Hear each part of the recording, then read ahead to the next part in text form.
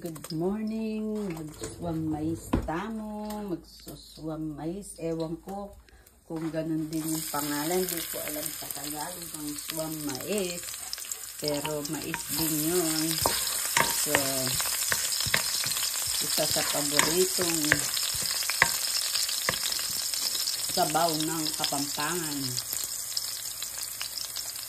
Ang swam mais. Igisama na natin ang bawang sibuyas.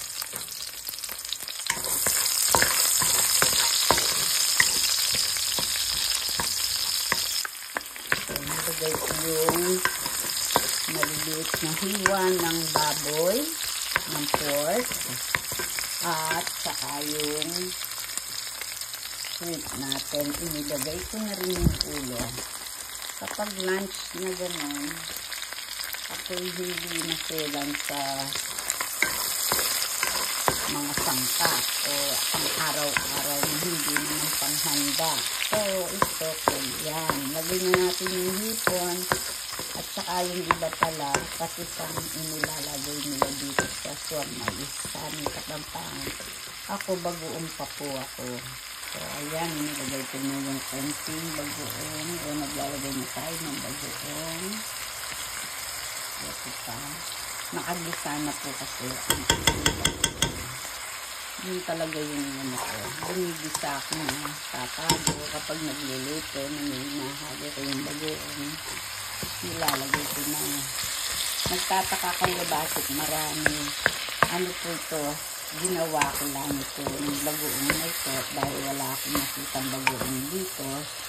So, tignan nyo. Mas maalat po ang patis dito. Pero, ang kinukuha kong lasa niyan ay yung shrimp. Yung ating shrimp para malasa yung swam mais natin.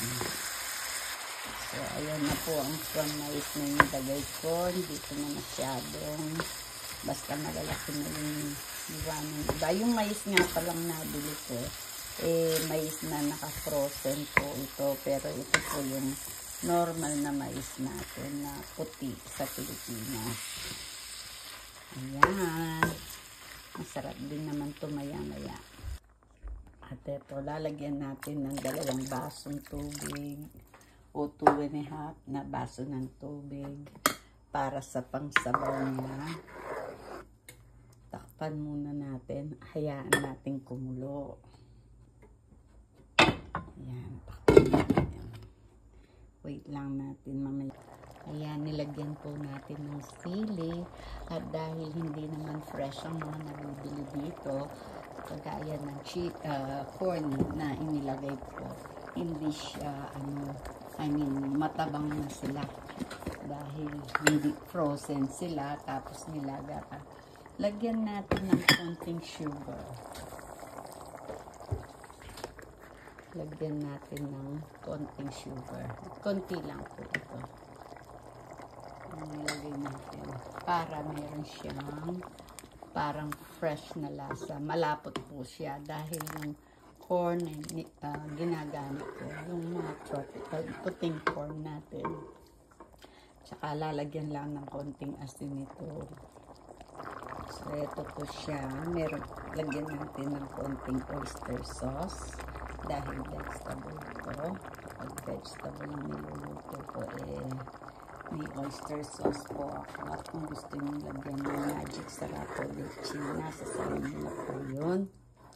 So, ayan. Nilagyan ko nga pala ng asin. Konting sugar para lang sa mga gulay. At ito ang special na sangkap. Ito pong nakuha ko sa garden ko. Ang tawag sa Kapampangan, aya. Pero ito po ay wild spinach na kusang tumubo lang.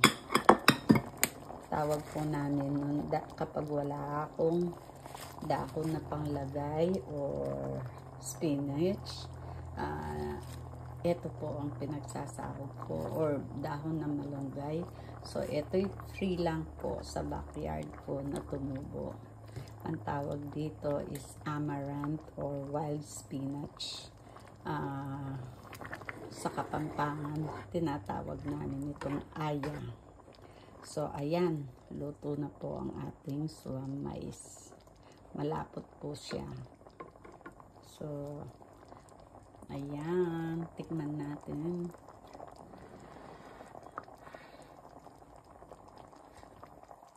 Wow, sarap niya.